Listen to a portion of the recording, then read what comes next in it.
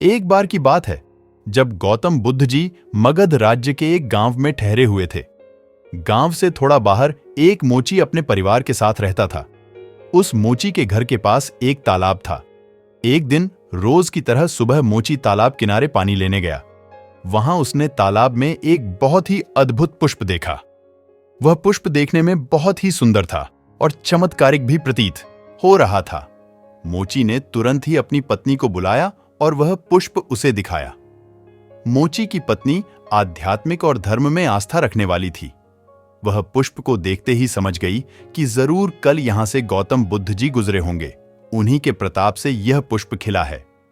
पुष्प को चमत्कारिक मानकर मोची ने एक योजना बनाई। उसने अपनी योजना के बारे में पत्नी को बताया कि वह इस पुष्प को राजा को देगा और उनसे खूब सारी स्वर्ण मुद्राएं लेगा। उसकी पत्नी ने भी सोचा कि यह पुष्प उनके किसी काम का नहीं है, इसे राजा को ही दे दो, कम से कम कुछ कमाई तो होगी। पत्नी की सहमति के बाद मोची राजमहल की ओर निकल गया। राजमहल के रास्ते में उसे एक व्यापारी मिलता है। मोची के हाथ में पुष्प देखकर वह रुक जाता है।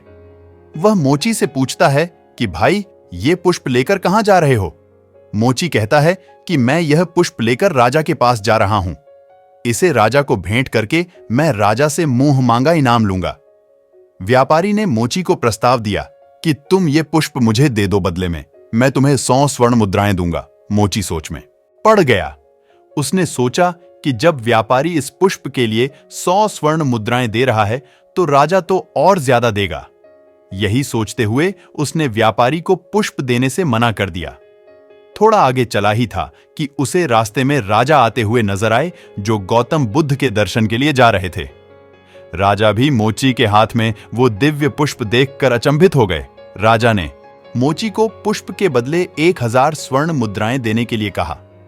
यह सुनते ही मोची के मन में एक अजीब सी चेतना आई और वह राजा को पुष्प न देकर दौड़ता हुआ सीधे महात्मा बुद्ध के पास जा पहुंचा।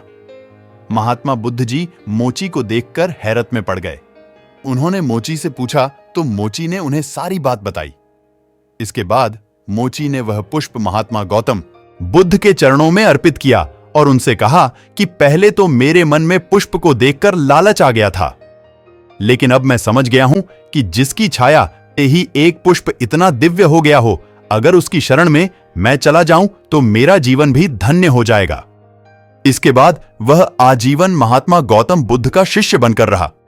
इस कहानी ने हमें सिखाया कि हमारी जिंदगी में हमें बहुत से चीजें अपनी तरफ आकर्षित करती हैं, लेकिन हमें उनके लालच में न फंसकर अपने ज्ञान का प्रयोग करके जीवन में सही राह को चुनना चाहिए।